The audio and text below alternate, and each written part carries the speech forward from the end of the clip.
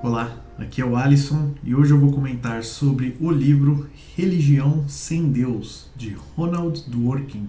Bom, e aqui nesse livro o autor ele debate sobre o que de fato se entende por religião e se ela tem que de fato estar atrelada a algo sobrenatural, como um deus ou deuses, ou se ela pode ser interpretada mais como uma crença muito forte em algo, como por exemplo dinheiro e futebol. E durante o livro, o autor ele entra em diversas questões científicas, principalmente relacionadas ao universo, mas ele sempre faz uma comparação, uma relação, então, um debate com questões religiosas. Então, para esse vídeo, eu separei alguns trechos que eu achei mais interessantes para ver se, quem sabe, um deles não desperte o seu interesse para você fazer, então, essa leitura. Bom, o primeiro trecho é na página 3 do livro, onde o autor ele vai expressar qual é a sua ideia, o seu interesse então com esse livro. O tema desse livro é a ideia de que a religião é mais profunda que Deus. A religião é uma cosmovisão profunda e abrangente,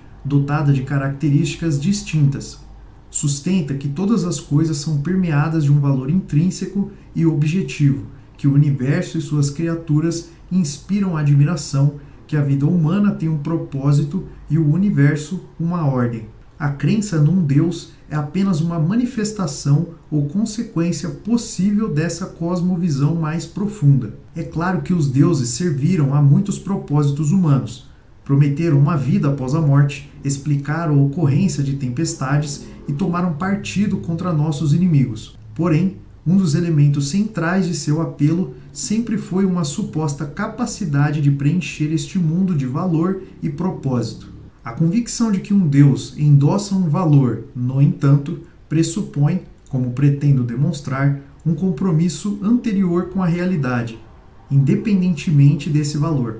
Esse compromisso é acessível também aos descrentes. Isso significa que os teístas partilham com alguns ateus um compromisso mais fundamental, que é aquilo que os separa. E essa fé comum pode, assim, servir de base para uma melhor comunicação entre eles. Bom, então com esse trecho nós vemos como um dos objetivos do autor é tentar encontrar um meio de campo, um caminho de comunicação então entre aqueles que creem em alguma entidade, em algo além dessa nossa vida, em algo mais transcendental, e com os ateus, aqueles que não partilham dessas mesmas crenças. Bom, o próximo trecho que eu separei, eu tenho que confessar que eu fiquei até surpreso quando o autor ele comenta que essa questão de religião já chegou a ser debate, já chegou a ser pauta até da Suprema Corte dos Estados Unidos. De vez em quando, os juízes precisam decidir o que significa religião para fins judiciais.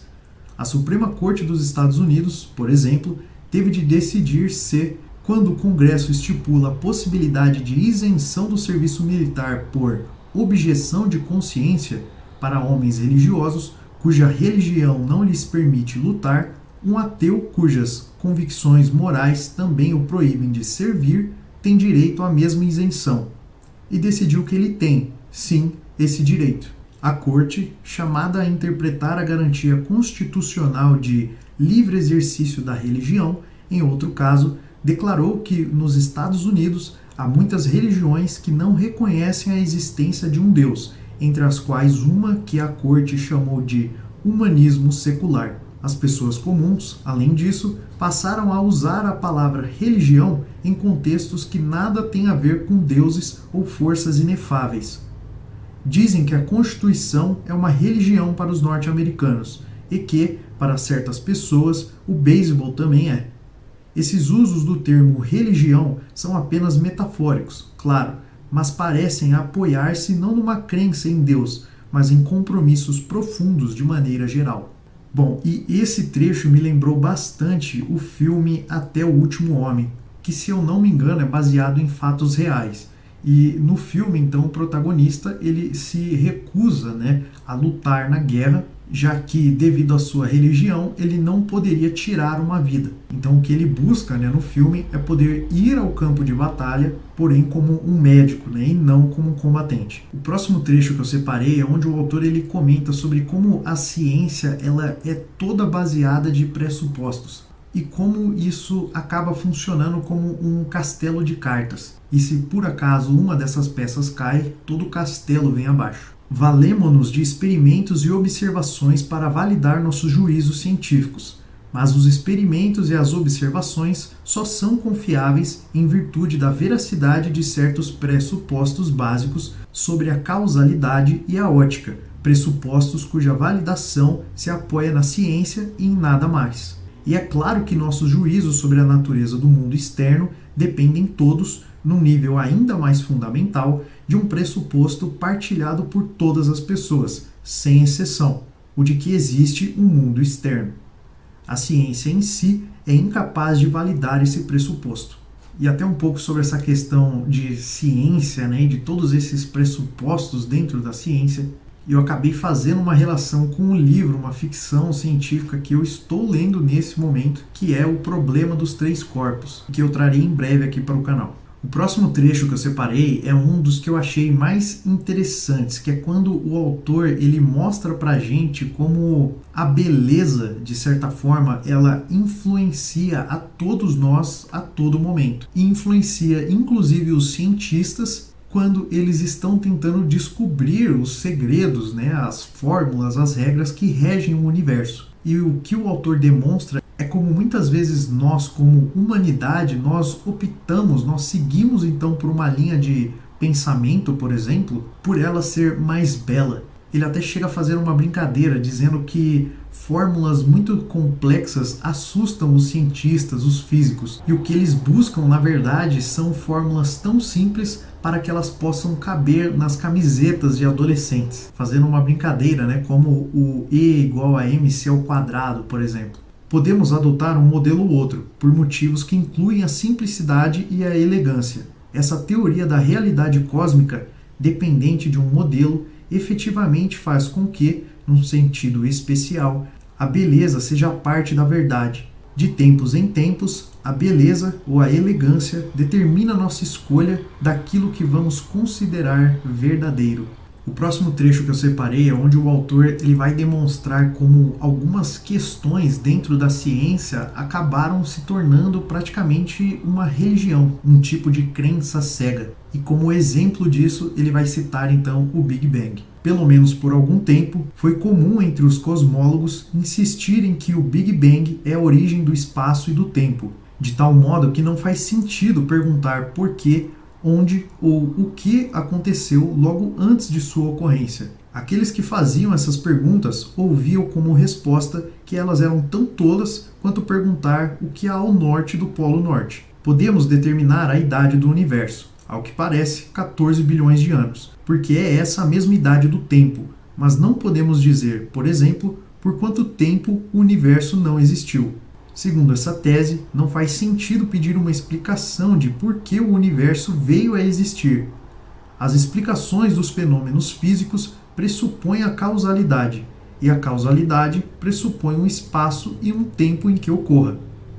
Por isso, a explicação deve obrigatoriamente se deter numa descrição do Big Bang e no acompanhamento de suas inevitáveis consequências. Não há regressão infinita, porque não há regressão de maneira nenhuma. Tampouco precisamos declarar que o universo é um acidente imperfeito. É verdade que não podemos oferecer uma razão pela qual ele abriga as leis que de fato abriga.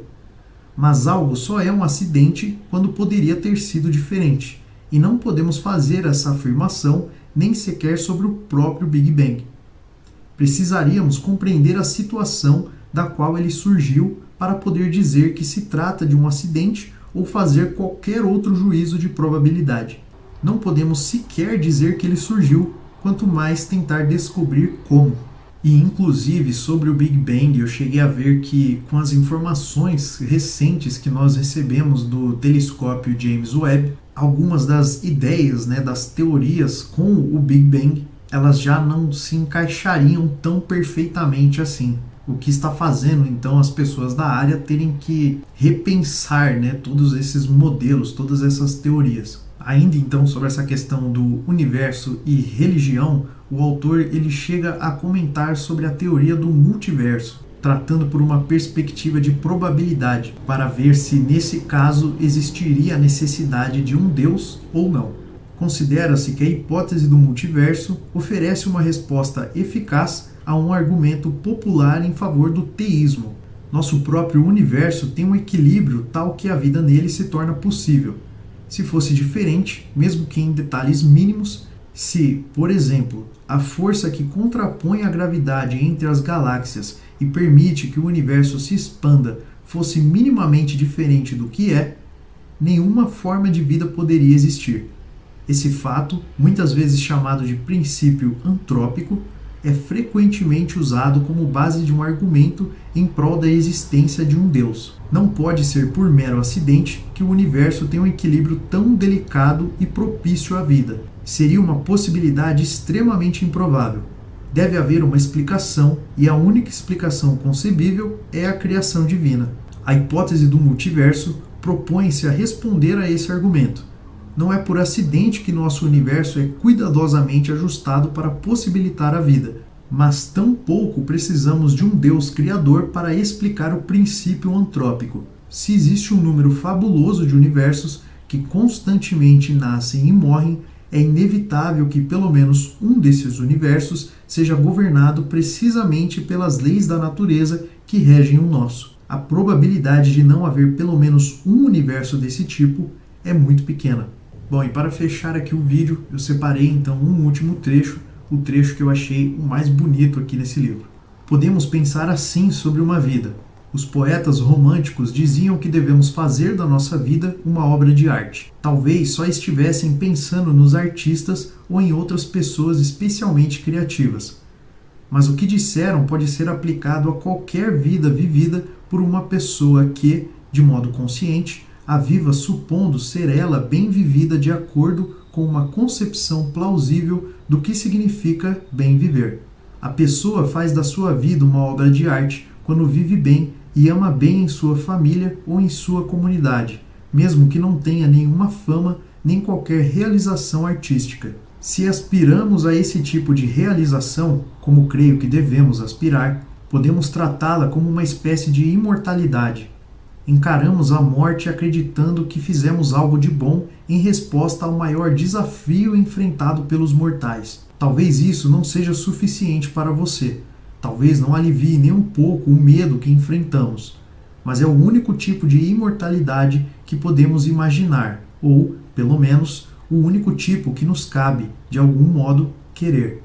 Essa convicção não pode ser senão religiosa e está disponível para você independente de qual seja o segmento da religião, teísta ou ateísta, do qual você decida fazer parte. Bom, então é com esse trecho, repleto de esperança aqui que eu fecho esse vídeo. Se você gostou do vídeo, eu vou pedir para você deixar um like, se inscrever e compartilhar com alguém que possa gostar desse tipo de conteúdo. Qualquer comentário que você queira fazer é só deixar aqui embaixo e a gente se vê no próximo vídeo aqui no canal. Até lá!